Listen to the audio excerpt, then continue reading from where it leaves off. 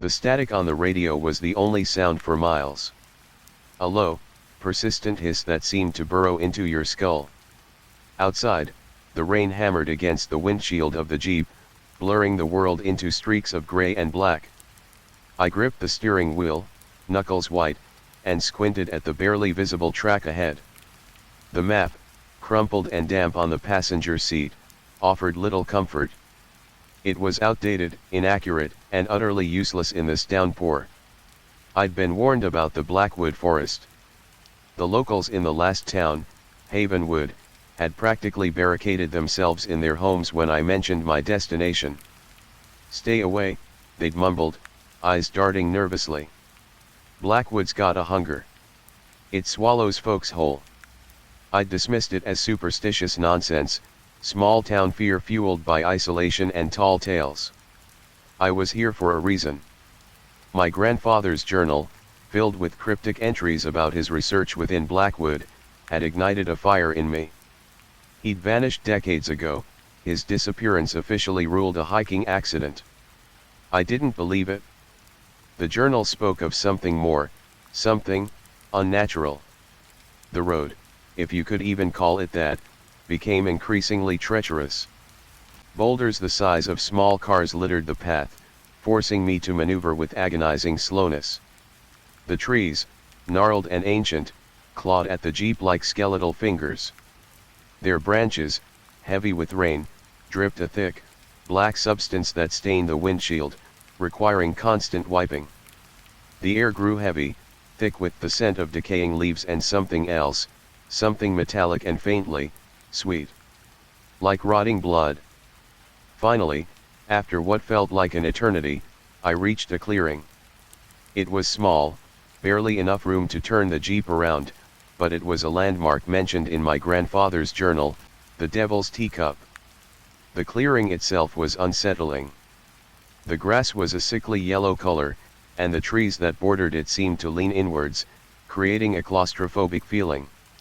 In the center of the clearing stood a massive, petrified tree stump, blackened and scarred, resembling a grotesque chalice. I cut the engine. The silence that followed was profound, broken only by the relentless rain. The static on the radio was somehow louder here, more insistent. I switched it off, preferring the suffocating quiet to that maddening hiss. Taking a deep breath, I grabbed my backpack, a flashlight, and my grandfather's journal. The journal was old, the pages brittle and yellowed. His handwriting, once neat and precise, devolved into frantic scribbles towards the end. The last entry was dated just days before his disappearance. "It's closer than I thought. It's hungry. I must hide the truth." The rain was already soaking me through. My teeth chattered, and I felt a prickle of unease crawl down my spine. Maybe the locals were right. Maybe Blackwood wasn't just a forest. Maybe it was something else. I consulted the journal, tracing the faded map with my finger. According to his notes, a hidden path lay just beyond the Devil's Teacup, leading to his research site. I circled the petrified stump, my flashlight beam cutting through the gloom. The bark was rough and cold beneath my fingertips. As I reached the back of the stump, I felt something give way beneath my foot. A section of the forest floor, hidden beneath a layer of dead leaves and mud, had collapsed inward. It was a small hole, barely wide enough to squeeze through, but it was there. My heart pounded in my chest. This was it. Hesitantly, I knelt down and peered into the darkness. The air emanating from the hole was cold and stale, carrying that same unsettling scent of rot. I switched my flashlight to its brightest setting and aimed it into the opening. The beam revealed a narrow, earthen tunnel leading downwards. My grandfather's words echoed in my head, "I must hide the truth." This was where he hid it. Taking another deep breath, I lowered myself into the hole. The descent was slippery and awkward. I used my hands to brace myself against the damp earth walls, trying to ignore the squelching sound of mud oozing between my fingers. After a few feet, the tunnel leveled out. I found myself in a low, narrow passage. The air in the tunnel was thick and oppressive. My flashlight beam danced nervously ahead of me, revealing the rough, uneven walls. The silence was absolute, broken only by the sound of my own breathing. I walked slowly, carefully, my senses on high alert. The tunnel continued for what seemed like an impossibly long time. Doubts began to creep into my mind. What if the journal was wrong? What if this was all a wild goose chase, a fool's errand based on the ramblings of a madman? Then, I saw it. A faint glow emanated from the end of the tunnel. A soft, ethereal light that pulsed with a strange, unnatural rhythm. My heart leaped in my chest. I quickened my pace, pushing forward with renewed determination. The tunnel opened into a large cavern. The source of the light was immediately apparent. In the center of the cavern stood a massive tree, its roots intertwined with the very rock of the chamber. Its branches, instead of leaves, were adorned with glowing, bioluminescent fungi. The light they emitted cast an eerie, otherworldly glow throughout the cavern, illuminating the damp walls and revealing intricate patterns of moss and lichen. This was no ordinary tree. It was ancient, colossal, radiating an almost palpable energy.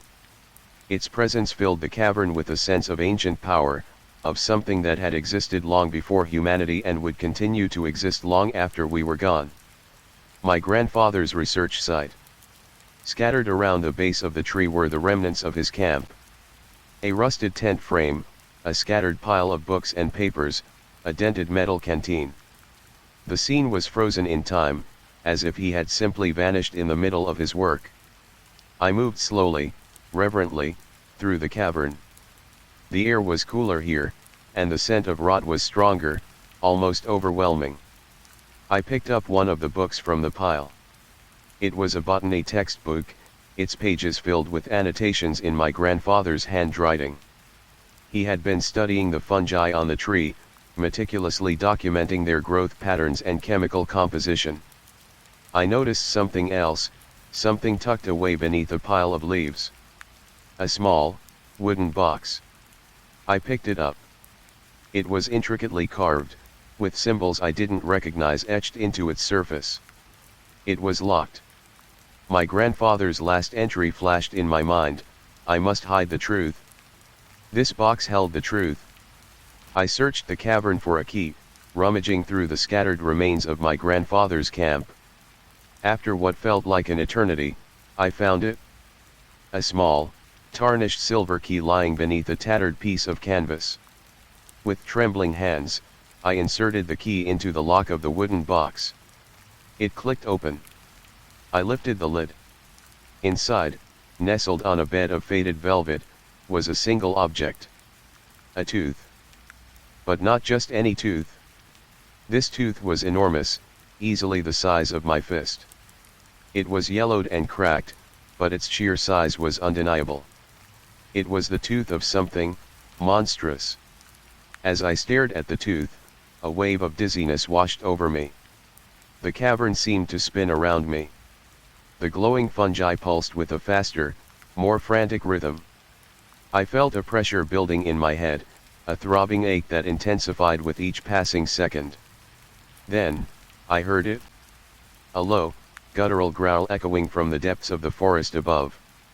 It was a sound that resonated deep within my bones, a sound that spoke of ancient hunger and primal rage. The ground beneath my feet began to tremble. Dust and pebbles rained down from the ceiling of the cavern. The growl grew louder, closer. Whatever had made that sound was coming for me. I scrambled to my feet, clutching the wooden box containing the tooth. I had to get out of here. Now. I turned and fled back towards the tunnel, my flashlight beam bouncing wildly ahead of me. The growl pursued me, a relentless wave of sound that spurred me onward. I reached the tunnel entrance and plunged back into the darkness. The descent was even more treacherous this time, my movements clumsy and panicked. I slipped and slid, scraping my knees and elbows against the rough earth walls. The growl was right behind me, resonating through the tunnel. I could feel its breath on my neck, hot and fetid. I reached the bottom of the tunnel and scrambled out onto the forest floor. The rain was still falling, heavier than before. The trees swayed violently in the wind, their branches clawing at the sky. I didn't stop. I ran. I ran through the forest, stumbling and falling, my lungs burning with each breath. The growl followed me, a constant reminder of the horror that pursued me. I could hear the creature crashing through the undergrowth behind me, its footsteps heavy and earth-shaking. It was gaining on me. I reached the clearing where I had parked the jeep. The devil's teacup loomed before me, a grotesque silhouette against the stormy sky. I fumbled with the keys, my hands shaking too violently to insert them into the lock. The growl was deafening now. I could feel the creature's presence, its malevolent gaze burning into my back. Finally, the keys clicked into the lock. I yanked open the door, threw myself into the driver's seat, and jammed the key into the ignition. The engine sputtered and coughed. I pumped the gas pedal frantically, my heart pounding in my chest. The creature burst into the clearing. It was enormous, easily 10 feet tall, its body a grotesque amalgamation of animal and plant. Its skin was a patchwork of bark and rotting flesh, its limbs gnarled and twisted like the branches of the trees. Its eyes glowed with a malevolent green light, and its mouth was filled with rows of razor-sharp teeth. It was the source of the rot, the hunger that permeated Blackwood Forest. The engine finally roared to life. I slammed the jeep into gear and hit the gas pedal. The tires spun in the mud, sending a spray of dirt and gravel into the air. The creature lunged. Its claws scraped against the side of the jeep as I sped away, tearing metal and leaving deep gouges in the paint. I didn't look back. I couldn't. I drove as fast as I could, the jeep fishtailing wildly on the treacherous road. The creature pursued me, its roars echoing through the forest. I glanced in the rearview mirror. It was still there, gaining on me. Its eyes burned like embers in the darkness. I had to lose it. I swerved off the road, plunging into the dense undergrowth. The jeep crashed through the trees, tearing branches and snapping saplings. I bounced around in the driver's seat, bracing myself against the impacts. The creature followed me into the undergrowth, its movements surprisingly agile for its size. It was relentless, unstoppable. I drove deeper and deeper into the forest, pushing the jeep to its limits. I didn't know where I was going. I just knew I had to escape. Finally, I reached a ravine. It was deep and wide, spanned only by a rickety, wooden bridge. I hesitated for a moment, then floored the gas pedal. The jeep roared across the bridge, the wooden planks groaning and swaying beneath the weight. I made it to the other side just as the bridge began to collapse. I looked back. The creature stood at the edge of the ravine, its eyes filled with rage. It couldn't cross. I had escaped. For now. I continued driving, not stopping until I reached the edge of Blackwood Forest. I didn't slow down until I reached Havenwood.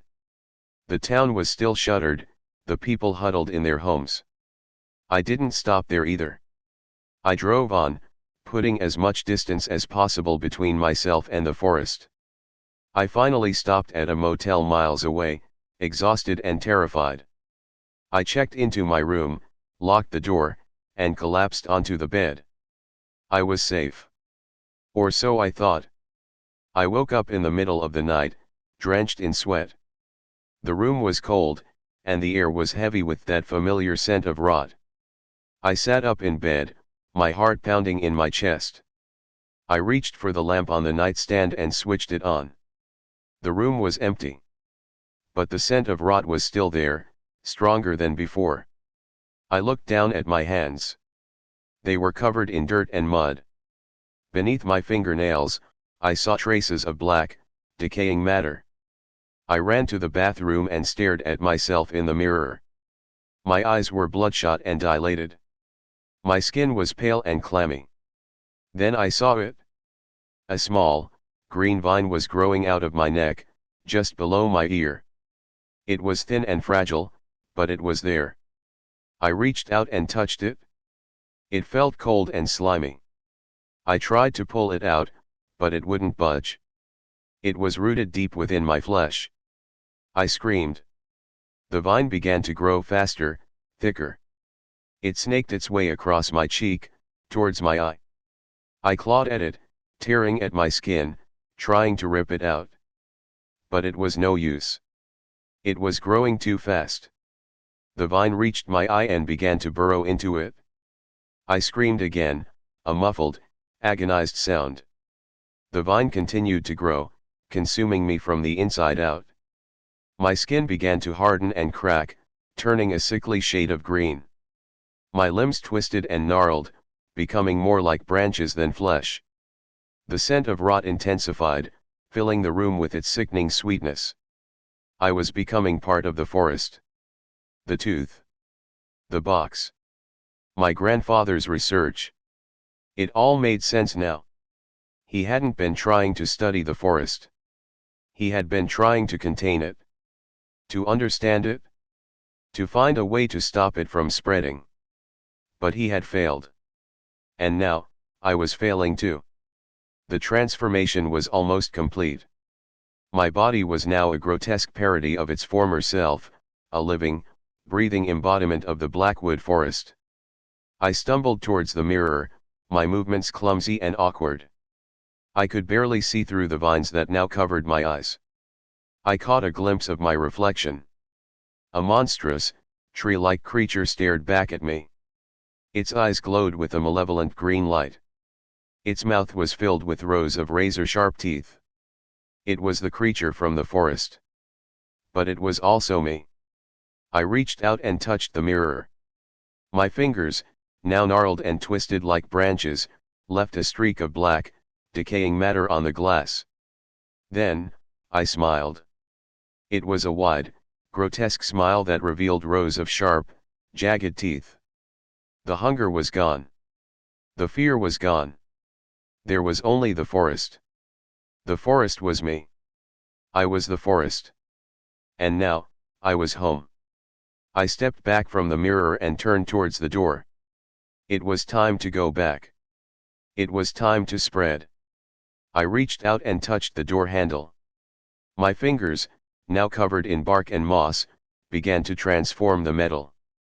The handle twisted and warped, becoming a branch of the Blackwood Forest. I opened the door and stepped out into the hallway. The other motel guests were asleep in their rooms, unaware of the horror that was about to be unleashed. I smiled again. The hunger was back. And this time, it wouldn't be denied. The static on the radio, miles away, intensified. It wasn't coming from the radio. It was emanating from me. From the forest taking root within my very being. It was the sound of the world, slowly but surely, succumbing to the hunger of Blackwood.